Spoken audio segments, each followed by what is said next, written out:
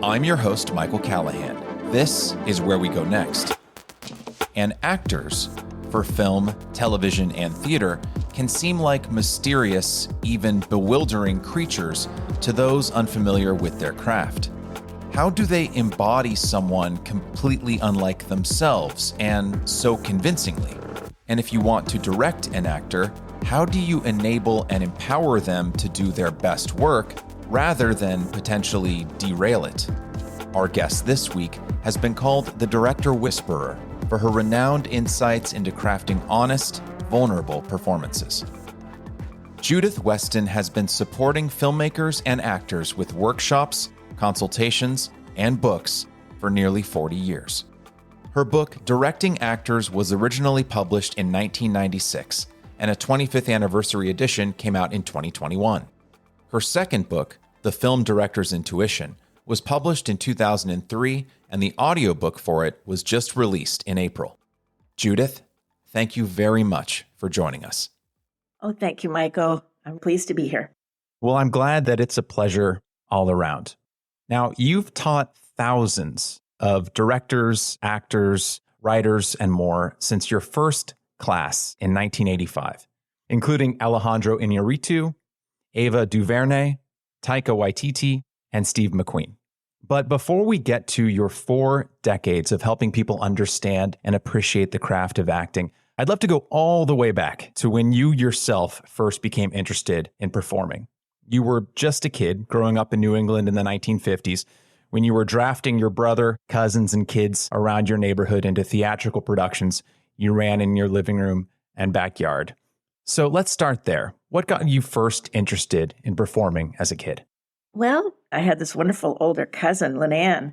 That would be where we would take our vacations, would be to visit them, my mother's sister's family.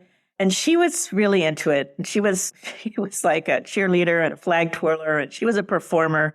I was younger. And so she would say, okay, this time we're going to do a circus. She would dress me up, and then we would take my little brother. She would find some kind of a leopard print towel to put around him and find a stick and put red balloons on each end, and he'd be the strong man. So I don't know. I think I was just bitten by the bug. And of course, I adored her. She was my older cousin. You know, that's a very precious relationship for any child. And then when I got home, I just carried on her tradition.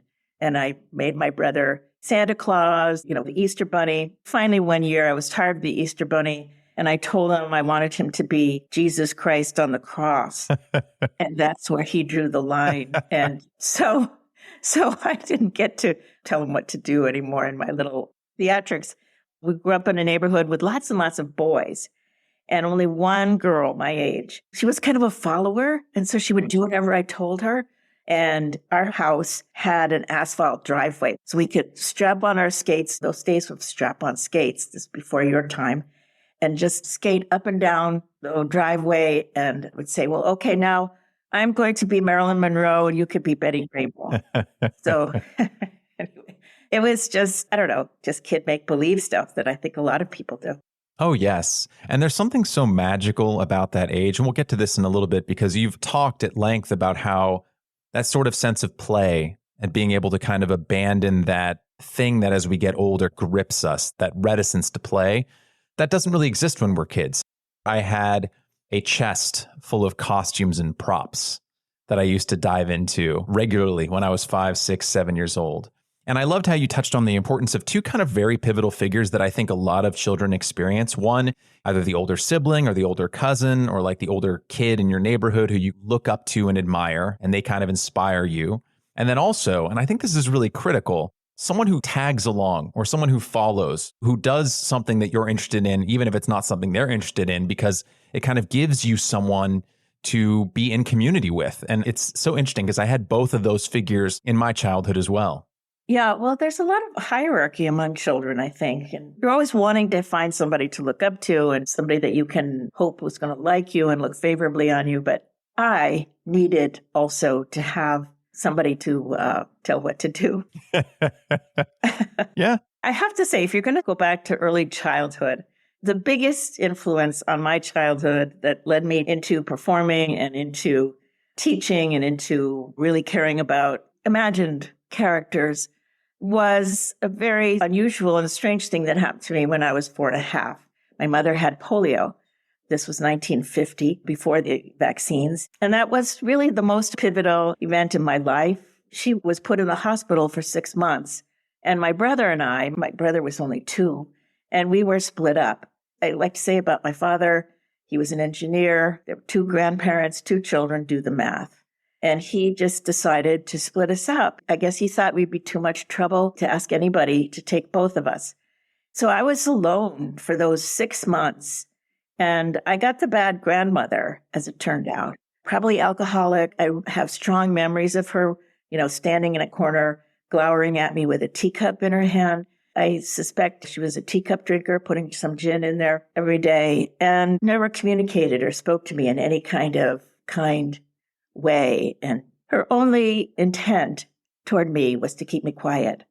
So I went into myself to an extraordinary degree and went into my imagination on a pure level, because I really didn't have much populating my imagination yet. Later on, my mother, she loved to read aloud to us, and she would read fairy tales to me. She loved old fairy tales, but she hadn't started that yet. I hadn't been to church, so I don't know, I just invented everything. And I invented out of almost nothing. I put this in the new audiobook for the film director's intuition. I've become bolder and bolder about putting bits of myself into my books about how to think and how to understand characters and how to think about making a scene work. But Piper Laurie, a great actress a while ago, she died, I think last year or the year before. And in her obituary, it was talking about how she wrote in her memoir of being exiled from her family when she was 6, and how it finally felt like a gift to her that her imagination blossomed because she had nothing else. In some ways, once I got away from my grandmother, I had more of the normal, happy pleasures of childhood, but I was still quiet, still very interior. I, thankfully, speaking for myself, had a much less tumultuous early phase of my life. But in my family, the older members of my family, that kind of teacup alcoholism, I have heard many stories about that, especially in the 1950s.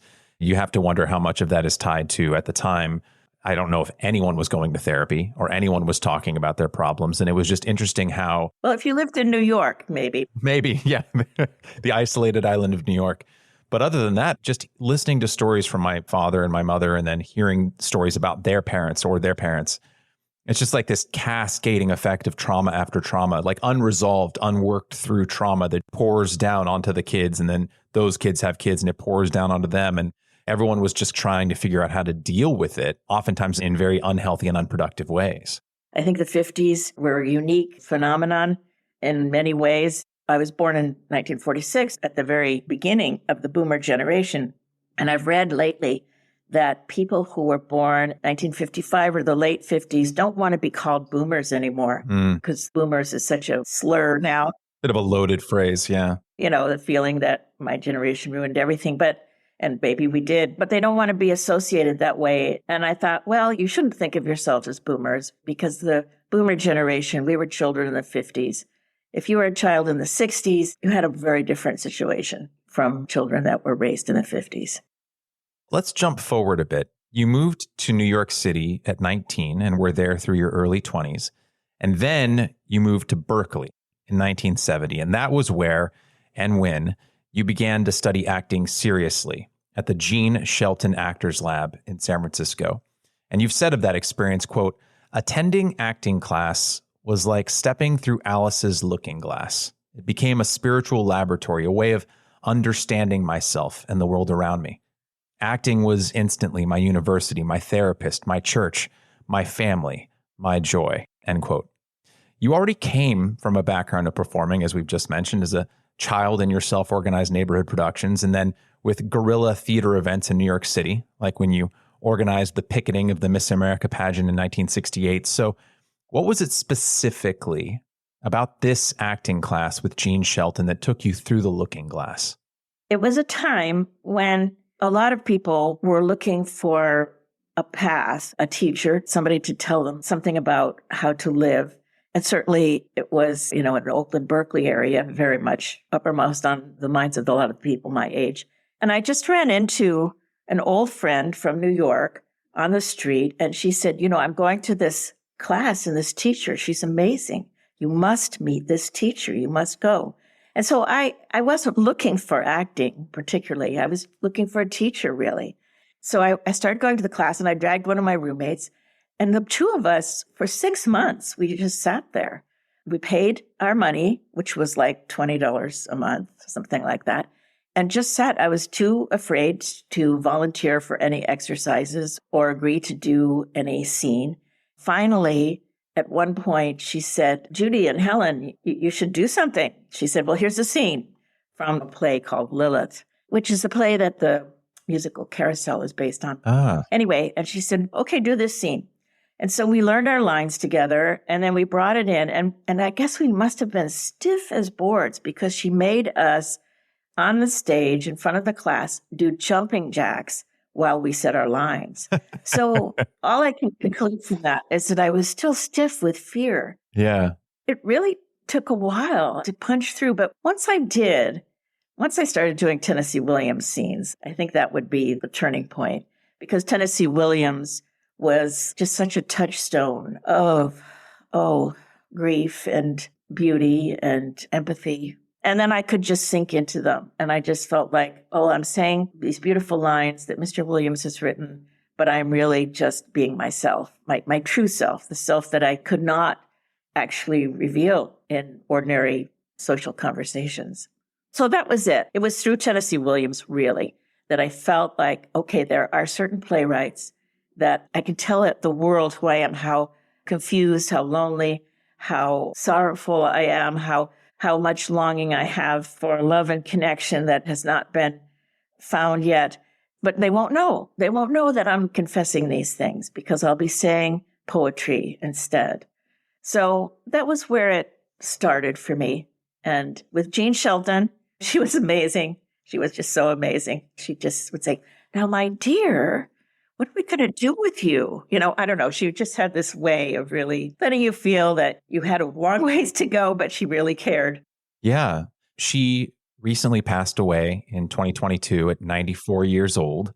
And you described her in multiple interviews as a kind of surrogate mother figure. I can tell just when you speak about her now and when you've spoken about her at length in other places, what an impact she had on you in your life.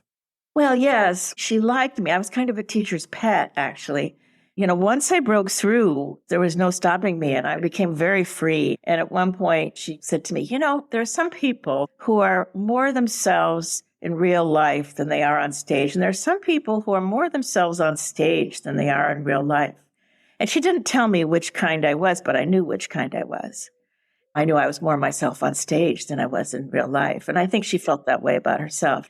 And I think she really believed in me. She used to tell me, someday you're going to be a teacher. And she gave me all the good roles. And I needed that. Some people do well when somebody tells them, this isn't for you. And they say, well, I'm going to prove that person wrong. But for me, I needed somebody to say, you're special. I see how special you are. I needed that. And I got that from her. And I followed in her footsteps in a lot of ways, or tried to. Yeah. Jean had a saying that has since stuck with you. Quote, people think acting is lying, but really acting is being more truthful than you get to be in real life, end quote. And there's another phrase from Sanford Meisner I've heard you reference, quote, acting is the ability to behave absolutely truthfully under the imaginary circumstances, end quote. And I'd just love for you to say more about that. Yes, well, that was my experience. I think that's maybe what I've been trying to get at here, that when I started acting, that was a place where I found that I could be more real. I could have my own real feelings. If I was at a party or meeting people for the first time, I was always very stiff and very uncomfortable in social situations. I think I always went into social situations thinking nobody will be interested in me, and I don't know how to make myself interesting. On stage, it was freeing having the words of the playwright, and I could tell my truth in a way that I never could in real life. And so when I heard her say that, I thought, yeah, that's exactly my experience. Yes, I think this can be something that is difficult for people outside of the film industry, or really more specifically, people who aren't actors or who don't have a lot of experience with actors can struggle with, right? Like, I remember many, many years ago, this is before I moved to LA, learning about how Harrison Ford was like terrified of doing interviews, like terrified of going on like the Late Show, and would oftentimes have medicinal assistance, let's say, sometimes prescribed or otherwise, in order to get through talking with David Letterman. And I remember watching Raiders of the Lost Ark so many times that I think I probably wore the VHS tape out, watching a man who was like my childhood hero, Indiana Jones, and hearing, wait, he was terrified to be talking to David Letterman. And so I think for a lot of people who exist outside of this sphere, trying to square that can be difficult. You've said a lot of feeling is not socially acceptable, and that actors get to express things that in real life are frowned upon. I just love the way that you talk about that, because I think for people who aren't familiar with performing, they might not grasp it. I think you're exactly right. You know, people think of actors as exhibitionists. Or extroverts, yes. Extroverts and exhibitionists and people who, well, wanted all the attention in the room and who are moody and demanding and who are very comfortable with lying. And that's not true at all. The actors that I know are very uncomfortable with lying. It's continually surprising to me to encounter that wrong understanding of what's going on with actors. But there it is.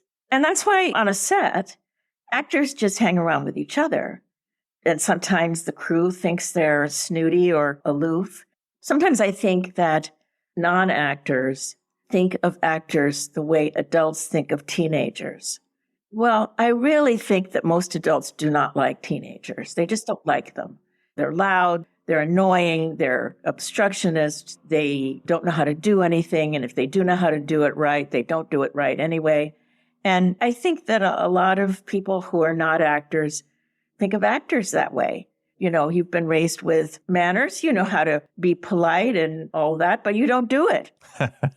It's part of it. To be impulsive, to follow impulses instead of following rules is part of an actor's artistry. And speaking of non-actors, let's continue our journey through your biography. Throughout the 70s and 80s, you continued to work as an actor in theater, TV, and film, and studied with the renowned Stella Adler, among others. But let's flash ahead to early 1985, when Gene's prophecy of a sort came true. You put a simple 2-line ad in the LA Weekly. On the top line, it said, acting for non-actors. And on the second line, it just listed your phone number. Why did you, for your first class, target non-actors specifically? Okay, 2 reasons. One, that was how I had gotten into it myself. I had wanted to take acting, not because I wanted to be an actor, definitely not because I wanted to be famous at anything to do with the acting profession. It wasn't even that I wanted to make a living as an actor. It was that I wanted to explore my understanding of life. I wanted to explore my understanding of myself. I felt like I didn't know myself very well. And I think that was true, that I didn't know myself very well. I was lacking emotional intelligence, I think. I look back on a lot of the things I did in my 20s, and they seem very unfortunate. I think I was sort of aware that I was lacking in emotional intelligence, and I wanted some. I wanted to understand myself better, and I wanted to understand other people. I often found that things that other people did were hard to understand. And so it just sprang at me. I will be able to do it this way. I had flunked out of college. I was really not set up for academics at all. And I wouldn't have been able to get at the understandings that I have if I majored in psychology or anything like that. But I just thought, this is how I'm going to understand things, by looking at characters and imagined characters and playing them, getting inside them. This is how I'm going to start understanding things. So I wanted to give that to other people. I still believe that everyone in the world should take an acting class. I think it's just really, really good for everybody, but without any expectations of worrying whether you're going to be good or not. But to have that connection to a character who's different than you are, but also the same as you, to find that intersection, I guess, between selfhood and imagination, experience and imagination, it's just a beautiful place to exist. So that was one reason. And then the other reason was that I don't have any experience teaching. I don't have any kind of degree or certification or imprimatur of any kind. And so I better start with people that I'm sure don't know as much as I do. Just covering your bases, yeah. I thought if I was starting an acting class with people who are experienced actors, that, I don't know, I wouldn't be able to feel as confident as I would with people who had never acted before and didn't have big expectations about it. About 3.5 years later, you worked up that courage. In October of 1988, you launched your new course, Acting for Directors. And I'd love to tie that back to something that happened a decade earlier in 1978. Now, your first acting job was for a TV movie called Forever, directed by John Cordy, who you've said fond things about. And your second acting job ever, that same year, was in an ABC after-school special. You were cast in an episode as a teacher named Miss Palmer. And on the first day of shooting, you went up to the director, I imagine bright-eyed and bushy-tailed, as they say, and you said something to the effect of, "Thank you, I'm so happy to be here. Now, what shall we do with Miss Palmer?" And he said something to the effect of, "Just do what you did during the audition." Talk to us about that moment and how you came to understand that there were directors out there, probably quite a few, who just didn't know how to talk to actors. It was a shock. I'd been doing theater, right? And in theater, you always start with asking questions about the characters and about their backstory and about their relationships. And also, I'd been very lucky in theater to have the wonderful directors at the Berkeley Stage Company. That was where I did most of my theater. So it was a surprise to me. I look back now and I don't feel so judgmental towards that director at all. I look back now and I think maybe he experienced my question as an expression of anxiety. And he wanted to reassure me to say, no, don't worry about it. Your audition was great. Just do what you did then. So it's very possible that he was being kind and friendly, whereas I interpreted what he was doing as disinterested in actors and their process. And I've made the decision to feel more kindly toward him now, although it is probably actually true that he had very little interest in actors. So I think both were true. But I did say, they're really not interested in the actor process at all. And I just filed that away. I was just trying to be in as many plays and as many TV shows as I could, just because I loved it. But I didn't think about it until 10 years later, 1988, when I started teaching acting for directors. And that was an outgrowth of acting for non-actors. I had been teaching acting for non-actors, and I felt I was good at it. And I thought, well, where else can I use this? And then I thought of directors, that directors would like to know more about actors. And I set up a class, 10 people came, and I just loved it. I really, really loved it. I was very lucky to fall into things, to get a crazy idea and have it work out to start, and then find that after my first acting for non-actors class, this happened too. I could not sleep the whole night. I was so excited. I was so thrilled. I loved teaching so much. And the same thing happened when I started teaching acting for directors. It just gave me such exhilaration and delight in life. Yeah, well, Jean certainly nailed it. You've said empathy is the key for acting. Why? You have to be able to care about the character as much as you care about yourself. That's a quick answer. One reason I wanted to touch on that specifically with you is because the topic of empathy and the idea of empathy has been a fundamental cornerstone of this podcast.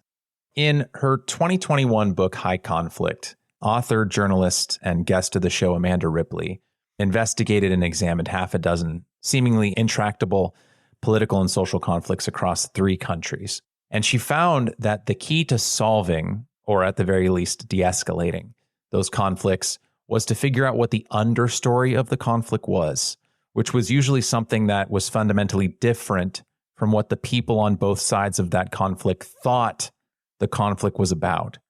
In reading that book and speaking with Amanda, I couldn't help but think of you, Judith. For our listeners, what is subtext, and why is it so critical to both acting and directing? Well, I love that word understory. That's not one that I've used, but that's a very good way of putting it. I use this bulkier expression of the underlying story, but understory is much more effective, I think. Subtext is what's really going on.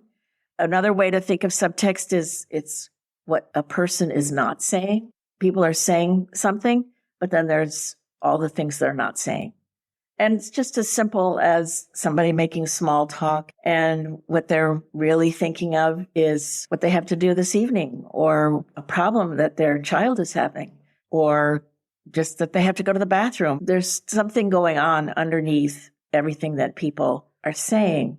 And people are amazingly unaware of what that is most of the time. If you want to talk about this in a broader sense, in a global kind of sense of resolving conflicts in the world and seeing what the understory is, that just seems incredibly helpful, but it's very hard to get people to do it. And that's another thing that's really wonderful about the acting world, the world of creating characters and telling stories, is that it's much more available to those people to say that The Godfather is not a story about the mafia, it's a story about family. The people who go into storytelling are more accessible. Their minds have greater access to understanding that there might be something that it's really about that's different from what it is apparently about. An example that I've used, I don't even know how many times on this show, probably half a dozen at least, is, an argument about the dishes between a husband and wife is very rarely about the dishes. The dishes is just the thing that is subbing in for, I don't think he loves me anymore, or she's always at work late and she's not prioritizing me. But the argument very rarely surfaces the real thing, either because the two people in that argument are unaware of what their real feelings are, or they are, but are afraid to broach it, so they fight about the dishes. Exactly. That's an excellent example. There was one example you used in an interview, I think from a year or two ago. You ask someone how they're doing, and they'll say, I'm fine. But the subtext is, I'm actually not fine, but I want to do this person a kindness by telling them I'm fine, so that we don't have to really get into how very not fine I am. Yes. Yeah. No one wants to hear about it, do they? Or we assume as much, right? We assume that. Yeah. Then there are those amazing moments where, I know a few years ago, I was going through a very bad time. And a certain person in my life, a friend, not my husband is always there for me, but a certain person in my life was not there for me the way I needed her. And then another friend invited me for lunch. It was my birthday. I went to see her. I saw her on the street. I went up and she said, "Oh, how are you? And I just finally said, "I'm not doing well." And I started crying. And so when you break through those moments, they start to feel like huge turning points. To let yourself break through those moments of automatic social pilot. Yes. I think that ties back to what you said earlier about how taking those classes with Jean was so profoundly transformative, because it allowed you first on the stage, and then I imagine later in real life, to be able to access those parts of yourself that you felt that you had to keep hidden from others for whatever misplaced feelings of shame, the kind that we all carry around. Oh, I don't want to be a burden to this person. Or what if I share this part of myself and they don't accept me? Like those kinds of millions of thoughts that kind of rattle around in our heads that keep us from being our most authentic, actualized selves. Yes, but I did really find it was true that if I tried to tell people anything about some of the privation that I went through, I would get a blank look. So at times it was just a preservation thing, a self-preservation, to not want to have that blank look. I can understand that. But once in a while you can let it go through, but it's more reliable to do it through acting. And I was always able to do that when I was teaching also. When I was teaching, even a big class, even people that I didn't know very well, maybe I'd even just met, I could tell really personal stories. I don't know if you remember from the Acting for Directors class, how I would tell the story about my grandmother. Then I would ask other people to tell their stories of how they think they became an artist. And I think they forgot about mine because they were so interested in each other's. But that was a place where I felt safe to do that. In the artistic space, it was safe to be honest. And in the social space, it is once in a while, but very, very rarely. That's yet another thing that I have referenced in this podcast. One thing that you taught me out of many that stuck with me was that as a director, offering vulnerability is a way to make the space safer for actors. It tells them, hey, I've got some skin in the game, right? I'm going to be asking you to go places that might be uncomfortable, or places where you really have to take risks, especially if there's a whole crew there watching you and I'm there and we're filming. Like those times can be a little scary. You taught me that being vulnerable and creating a space where vulnerability was okay, even encouraged, can really allow actors to go to those places you need them to that are sometimes really scary to go to. Yes, that's true. It's so healing, though. It definitely is. Let's say a director reads a script and they see the scenes play out in their mind. They craft their vision of the movie and the scenes around their mind's interpretation of that script as they're reading. They're reading through it. And we all kind of do this when we read fiction. We see these characters without even really actively doing anything. We see characters start to bloom in our minds and we see the scenes start to play out. And so the director sees all of this. She writes down her notes and makes her storyboards and thinks about all the different scenes. And then she gets frustrated when the actor that she auditioned and hired for the job doesn't perform the scenes as she saw it in her own mind. So what is result direction, and why is it a method of directing that harms the actor's performance? Well, I have to say it doesn't always harm. That's not 100%, but I want storytellers to get underneath, get to the understory. That's where I think everybody can understand each other better, rather than say, be angrier or be quirkier. To talk about what the scene is about. This is a scene about disappointment, or this is a scene where somebody hurts somebody for the very last time, or a scene where somebody hurts somebody for the very first time. Those are completely different emotional events. Emotional event is the most important tool for a director to understand, what's the emotional event of a scene. And the simple way to understand emotional event is somebody does something to somebody else. Somebody makes somebody laugh. Somebody makes somebody cry. Somebody hurts somebody's feelings. Somebody makes somebody angry. Those are very simple examples. But then beyond that, then you can fine tune it. Somebody in a couple hurts the other person in the couple's feelings for the first time. It's very different from when they hurt that person's feelings for the 100th time. How would an emotional event intersect with active verbs? How are those two things related?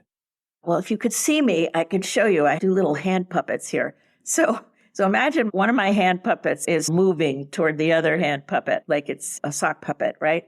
Say the verb is to complain, and then the other person wants to calm that person down. And so the other sock puppet is going, calm down, calm down, calm down, complain, complain, calm down, complain, calm down, calm down, complain, complain, complain, complain, calm down, complain, complain. The complaining has turned into begging or into pleading, has turned into something softer. And maybe even that little sock puppet that was started out complaining and has been affected by the person who is calming down. And maybe they've even started to cry, or maybe they've started to confess what's really on their mind, what really their understory is, the thing that's really bothering them. Mm-hmm. Could you see my sock puppets in your mind? I do, yes, loud and clear. Okay. So you could say, as an example, as a hypothetical, the emotional event of a scene could be the last big fight these two best friends ever have. The verbs within those scenes is how those two respective characters, how those two respective people in that scene are dealing with that emotional event. It's a breakup. A simpler way to put what you just said is that this is a breakup scene, the end of a friendship. And what are they doing that brings the end of that friendship about? Are they punishing each other, or are they demanding? Are they stonewalling? In what ways are they hurting each other? Make her feel small, make her regret leaving you, that sort of thing. Yeah. Active verbs, speaking of how you can take the lessons from taking an acting class, to your earlier point, Judith, out into the world with you, it just gives you such a better understanding of your fellow human beings, and also like a better understanding of what you're doing in the moment. Like I have caught myself, I really notice it when I lose my temper, which is like rare. I have like an allergic reaction to losing my temper. If we're going to talk about trauma for our own childhoods, like I really hate losing control because I've been around adults when I was a kid who lost control, and it was really terrifying. But in those moments when it does start to happen, I have that anchor of learning about active verbs, right? And so sometimes I'll catch myself in the middle of it and I'm like, what verb am I actually acting out right now? And is it the verb that I want to act out? The things that I'm saying to, let's say, my wife, or the things that I'm saying to my friend or whatever, This is a verb I actually am regretting using right now. And it's only like when I realize in the moment, oh, I'm punishing her. I'm making her feel less than. I'm withholding my love from her. When I can catch myself verbing, so to speak, I can use that opportunity to short circuit it. And sometimes almost artificially, I'm like, I'm going to make this choice right now to artificially change the verb because I can recognize that this verb that I'm subconsciously enacting right now is harming her and therefore harming me. But I'm going to just change the verb. Then eventually it goes back into my subconscious and I'm no longer actively doing it. But I've found that being aware of active verbs allows me to sometimes short circuit my bad behavior and take another path. I'm so happy to hear that. That's fantastic. That's exactly how it can be helpful for people who are not actors. Yeah. Or not in an acting situation. I mean, I remember you doing really wonderful things in the acting for directors, but not in an acting situation. This is one way that I really realized the power. I'd been using verbs as a teaching tool for a long time. And then one day, quite a while ago, I had an appointment at my studio to meet somebody, a client, maybe 30, 35 years ago. And this is before cell phones. So as I was going out of the house, and I'd left myself the exact amount of time to get to the studio, the phone rang. I picked it up thinking that, oh, this might be the person that I have the appointment with, and maybe he's lost and needs directions. And so I picked up the phone, and it wasn't that person. It was somebody else, and it was a phone call I couldn't get off right away. And it was another 5 minutes or so before I could hang up and get started, and I knew I was going to be late. And on my way over, I was rehearsing my apology. And I was going, I'm so sorry. The phone rang and I got caught on this phone and there was nothing I could do to get out of it. All of a sudden, I listened to myself. I said, wait a second. You're not apologizing. You're complaining. Oh. And that's another way to think of verbs is as a tone of voice. If you use this tone of voice with him, he's not going to feel apologized to at all. So I made a correction just as you described and said, okay, I'm not going to complain. Because if I complain to this guy that I had the appointment with, it would feel to him like I'm complaining about him. The verbs, they're emotionally transactional that way. So I thought, well, that won't do, so I have to find the intention to apologize, which would mean making him feel better about himself instead of making him feel worse about himself. Yes. Well, it goes back to the empathy point, right? Because you have to be aware of your scene partner and how you're making your scene partner feel. Whether that scene partner is on stage with you or literally in real life, sitting across from you in a cafe or in a living room that you share with your partner, acting in the brief amount that I've done, right? Like in your acting for directors class and in a couple other very non-hyper professional settings, if you want to be truly present, which we can talk about in a bit, you have to exercise empathy because you have to be aware of how everything you are saying or doing is making your scene partner feel. When they're reacting to the verbs that you are performing and you're seeing that, it can make you change. Oh, wow, the thing that I said is hurting them. Okay, well, what is it about my intention? What is it about my verb that is hurting them? And how can I get them to not hurt? Speaking to how this translates directly into real life, it makes you really notice how the things that you say and do affect other people and how it's literally a direct connection, like a verb umbilical cord that is connecting you to the other person and what you're feeding them is directly affecting them. There was a Vanity Fair article, a wonderful one, written about you in 2022, in which you said, quote, "Directors come to me and say, how do I keep control? If I tell them they don't have to have control, it's a relief to them," end quote. I'd love to kind of make that concrete for our audience, most of whom I imagine don't have experience filmmaking, because sometimes I'll find myself watching a movie, and I imagine everyone listening has had this experience, where you're watching a really singular film, right? In which it feels like the director has been in control of everything to the exacting detail, the dialogue, performances, the color of the blankets on the couch, the music, the costumes, like it really feels like a quote unquote auteur movie. So how do they achieve all of that synergy without exerting control? Oh, well, you do have to have control over the color of the draperies and stuff. But you want to hire people who have really good ideas, and you're going to take a lot of their ideas, aren't you? Yes. So it's about listening. This goes for department heads as well as for actors, is to hire people whose ideas you respect and are interested in and listen to those, and sometimes take their ideas and sometimes say, no, that's not exactly what I want. I want this. But when it comes to actors, I really come to the point of view that I don't think it's necessarily a good idea for directors to be telling actors what verb to play. Not at all, probably.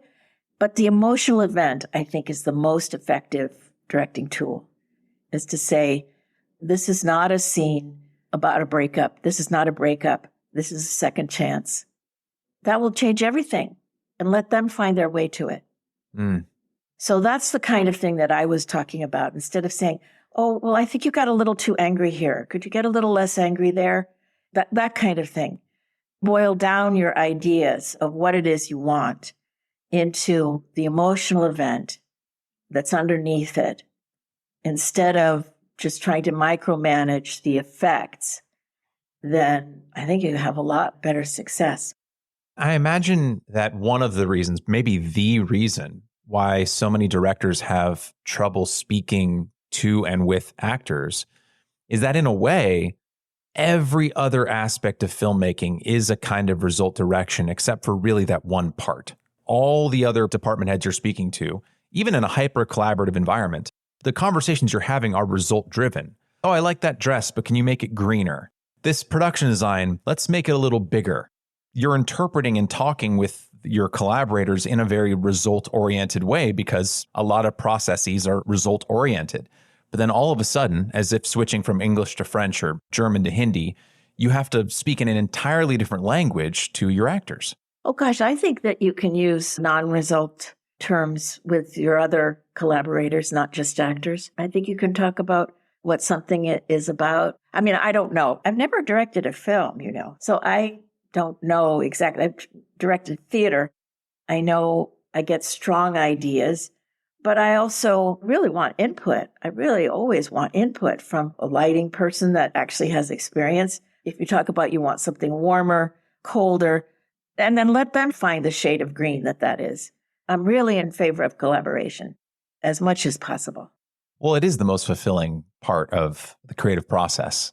The alchemy that happens when you get two or more creative people together, the result is greater than any one individual person could have brought by themselves. But you do have to have a lot of skills, though. It's not that you can just wander in and say, oh, okay, let's all throw everybody's ideas into a bucket. You have to have a vision. The director is the storyteller, is the guardian of the story. And again, emotional event really helps with that. Something happens, and because that happened, something else happens.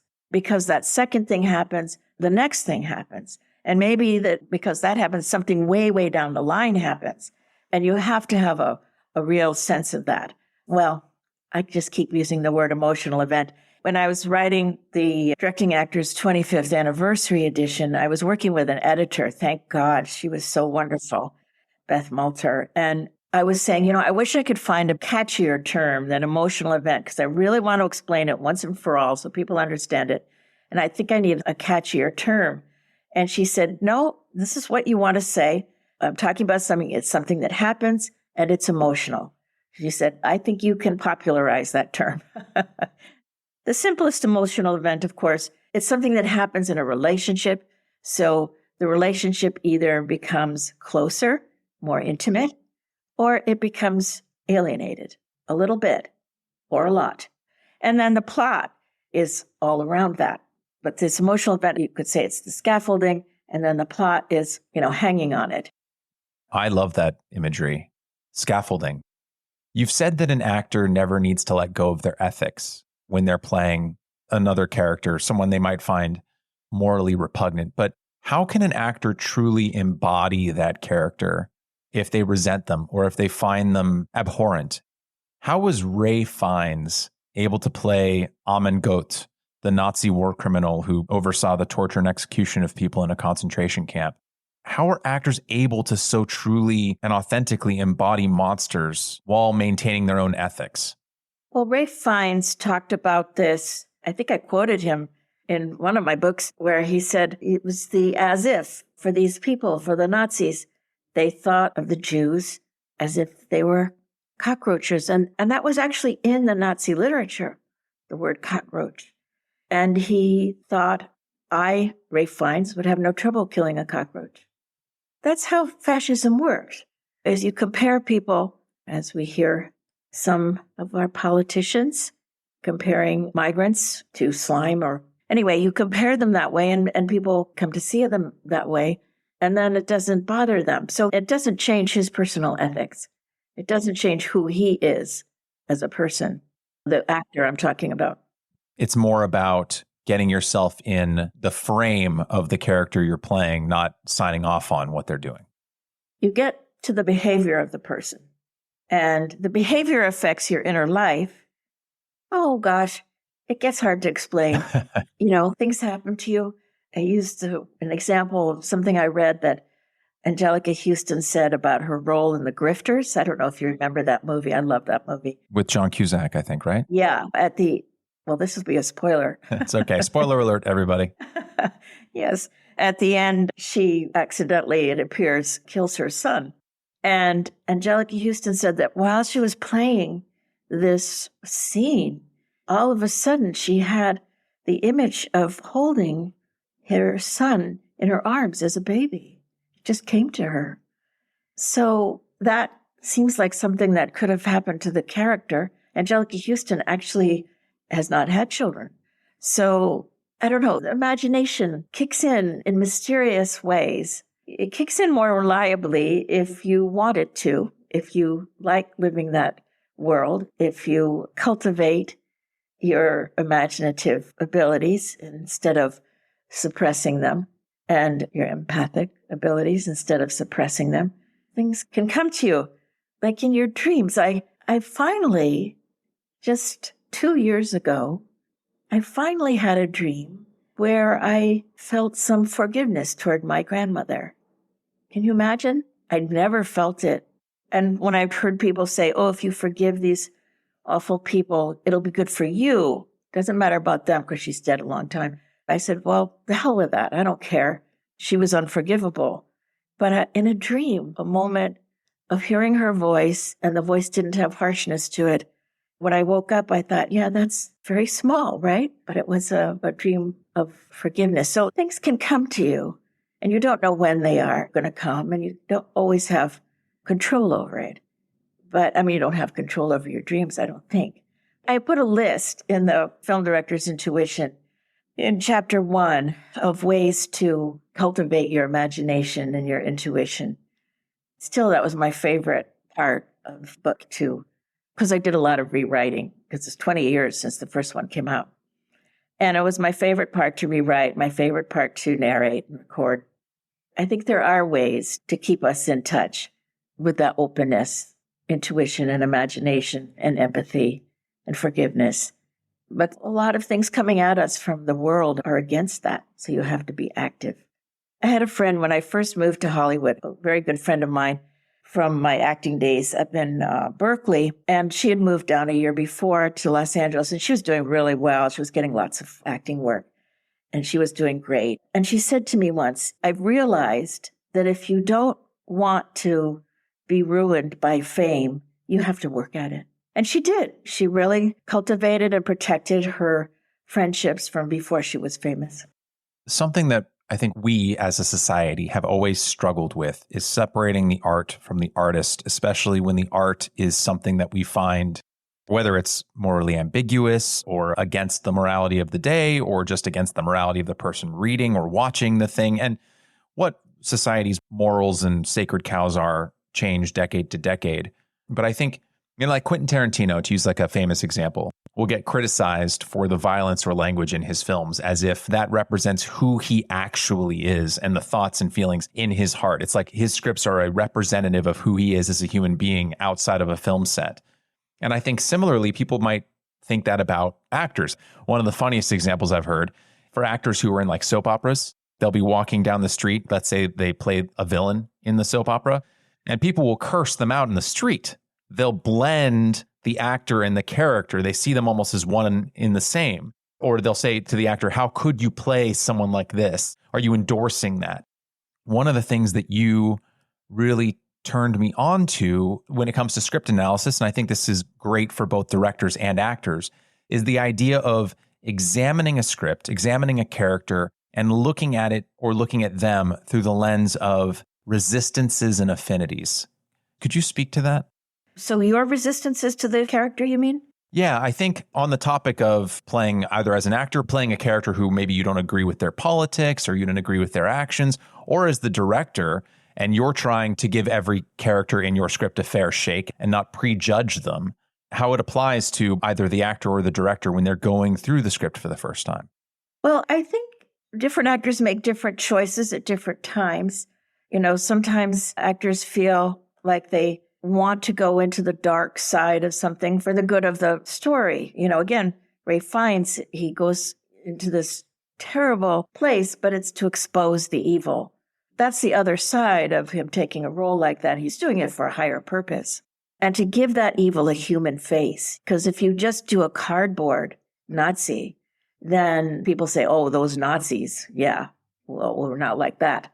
But if you see that face of evil as a human face, then it's much scarier, it's much realer, and it's much more something, or hopefully, that people realize they have to pay attention to. I've often wondered, and of course, I have a very active imagination, so I'm always imagining why people do things. And when 12 Years a Slave came out, the production company, well, it was Brad Pitt's production company, was instrumental in getting that movie made. I mean, he's done so many amazing things as a producer, getting things made that would never have gotten made otherwise. Plan B, I think is the name of it. And then he took a role in it. And I suppose the other producers said, please, Brad, please take a role. It'll help us sell the film. So he did, but I could see his reluctance in his performance because I think he's a wonderful actor. And also, I imagine they probably asked him to play the larger role of the terrible slaveholder. The Michael Fassbender role. The Michael Fassbender role. I imagine they would have offered that to him if he wanted it. And I can picture him saying, no, I can't go there. I can produce a movie that has a character like that, but I can't go there myself for my own soul. But I'll take this role of this white person who helps the main character. I could bear to do that. But do you know what I mean? So sometimes they look at something and say, no, I can't. My soul will not survive that. Other times they say, going to that dark place will be worth it for the higher purpose, or will tell me something about myself that maybe I didn't want to know, but that there's a truth to, and that I need to find out. As I say, I'm only imagining that. I have no information about Brad Pitt and his decisions about taking the role that he did in 12 Years a Slave, but I imagine it. Yeah. And when it comes to things like resistances, and you've pointed this out, the person doesn't have to be a Nazi for you to have a resistance to them. They could be a character that overall you think is a morally upstanding person, but you might just have an initial reaction where you're like, I don't like how they dealt with that. I found it so helpful when going through a script and catching myself making judgments about how either a scene was written, if it's a script I didn't write, or how a character is behaving in that scene, and kind of noting my own resistances to it, even if, again, the character wasn't some kind of Hitler-esque figure. In our real lives as well, we have resistances to things, and just noting them and calling them out can be really helpful. There are some resistances that it's important to face, and some that are genuine. I don't need to go here, and I don't want to. Mike Nichols was kind of a master of that, of his earlier projects, going into things that were really painful, because he wanted to face his own darker underbelly, I think. You and I do share an affinity for Making Movies by Sidney Lumet. It, to this day, is one of my favorite books about the topic. It's a wonderful book. Yes, I absolutely love it. Speaking of things I've mentioned on this podcast multiple times. So there's a chapter of the film director's intuition titled Question Everything. And you provide a list of questions that a director can ask about the characters in their script. And you say, quote, to help ensure that these questions lead you toward engaging intuition rather than draining it, try this.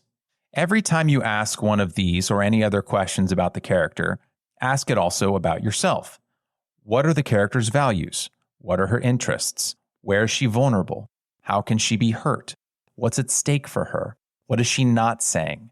Whom or what does the character trust? Look for ways that the character is facing some unpleasant truth about himself or refusing to face it, end quote. And I wanted to tie this to a line from the preface to the 25th anniversary edition of your first book, Directing Actors, in which you write, quote, "Readers have told me from the get-go that my books benefit them not only professionally, but in their personal lives," end quote. One of the reasons, and we've talked about this a little bit, I think that one of the reasons that your books and your teaching benefit people in their personal lives is the same reason that so many directors can have difficulty understanding actors and understanding character, which is that they haven't ever thought to, or have been unable to maybe, understand their own inner lives. They've never asked themselves those questions you listed, so they never think to ask them about anyone else. Yeah. No, that's something I deeply believe. I deeply believe that an interest in self-knowledge is very, very important to any storyteller, any director or writer or actor. And I don't mean that you have to have self-knowledge, because do any of us ever have self-knowledge, but have an interest in it, a desire for it. You said earlier in this conversation, my husband is always there for me. I took your classes from January of 2011 until I want to say November of 2014 in your Culver City studio that you called Two Lights Studio, in part to honor your husband, John Hoskins. You've elsewhere called him your secret weapon, and you've written that, quote, "Nothing is possible without John." So how has he impacted your teaching practice and your life as a whole? And what does he mean to you? Wow. It's a real watershed. When I met him, I just would not be the person that I am. He liberated me. I guess he saw me. He was a person that I could be myself around. And there hadn't been anybody before that. And I could completely be accepted. And I could start to tell him my story, even the worst parts of my story, things I'd never told anybody else. And he just always accepted me. I don't know how else to say, radical acceptance for who you are, which is for some people not that rare. Some people are accepted for who they are pretty easily. If you've had dark secrets, if you've had dark, embarrassed, humiliating secrets, it can be harder to find that person. To have found that person was just something I never expected. I was a scrapper. I was always a scrapper. I always, when something didn't work, I'd find something else. But I always expected life to be really hard.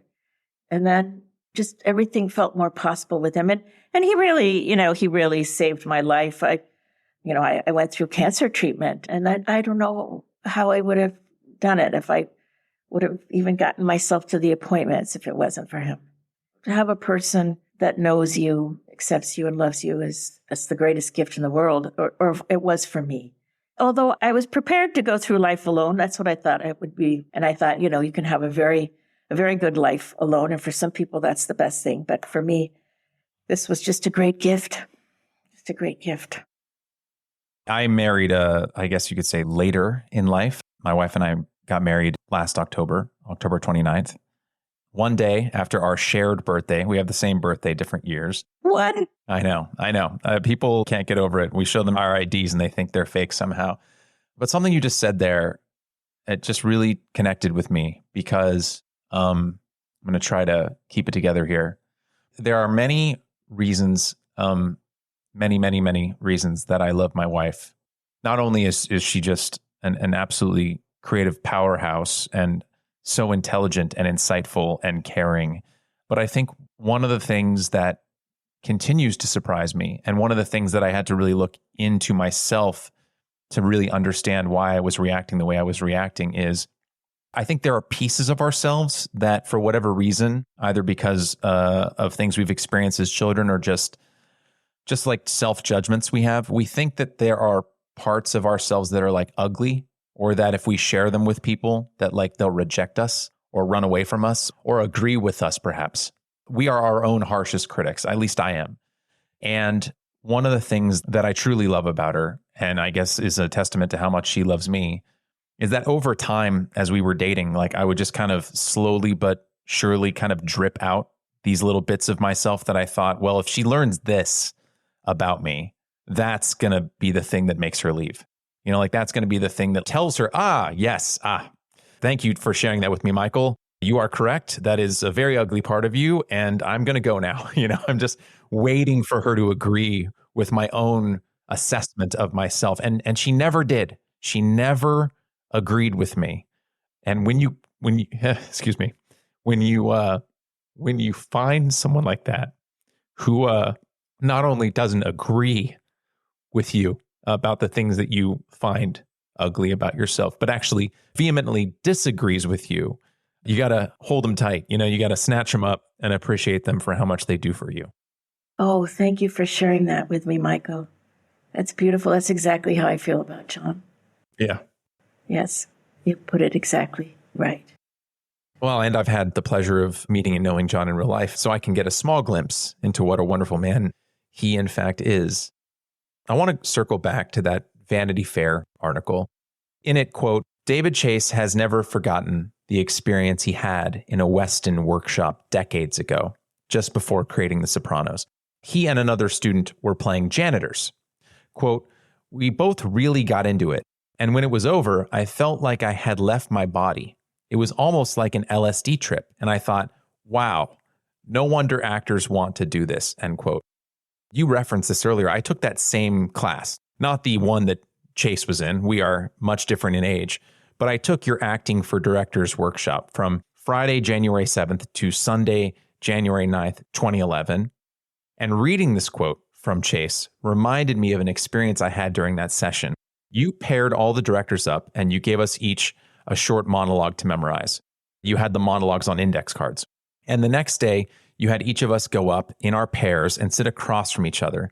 And your instruction was for us to be as totally present as we were capable of being, to not look at you or the audience of our peers, but to focus intently on our partner and to really hear what they were saying. And it sounds perhaps to our listeners like that's an easy task, but for the life of me, I can't remember what my lines were now, but I remember with crystal clarity listening to my scene partner's monologue. She was talking about the death of her husband and how she missed him. But more than that, she missed physical touch, how she missed feeling held, feeling wanted by her husband or by anyone. And I remembered as I listened to her, the room and everyone in it just fell away. I became completely absorbed in what she was saying and how she was feeling. I could feel her heartache. I could feel her loneliness, and I could feel tears welling up in my eyes as I looked at her and I listened to her. And I began to cry in class. And she ended her monologue, and your voice broke the silence. And I suddenly remembered that I was in a room with 10 other people all looking at me. And I felt this strange feeling, like, it's hard to describe. It was like something else had taken hold of me for a moment, and now I was back in my own body. And I've told this story to some people, and the lab was Friday through Sunday. It was 9 to 6 p.m. on Friday and Saturday, and it was 9 to 7 on Sunday. And I've worked a lot of jobs in my life. I've worked longer hours than that, but every night that I came home from that lab, within about an hour of getting home, around 8 or 9 p.m., I would just pass out from exhaustion. And it gave me a new appreciation for actors because it helped me to better understand what it requires to really be present and to really listen to someone. And it gave me such an understanding of when I would make requests of them to do things in a scene, what that actually meant. Thank you. Thank you for sharing that. That was exactly what I wanted to happen to people. Well, mission accomplished. Yeah, present for each other. On that topic, explaining the idea of being present to people who don't come from an acting background or who have never acted in a scene. I think when people think of what it means to be present, they're just like, okay, yeah, I'm physically here. I'm sitting across from you. What do you want from me? What does being present mean? Well, I never understood it until I started acting. That is the language that I possess to talk about it. And when I started taking acting classes, it was 1971. And everybody was talking about, oh, be present in the moment, hippies, right? It was a hippie world. I was around that world. And of course, a lot of people then thought that in order to be present, you had to take drugs. You had to use marijuana or LSD in order to be present. But drugs never did that for me. In fact, drugs, I experimented. I didn't get into anything heavily, but marijuana made me paranoid and sleepy. LSD, I tried a couple of times and it made me feel like I was undergoing brain damage. So that never made me feel more present. It just made me feel more paranoid and more anxious.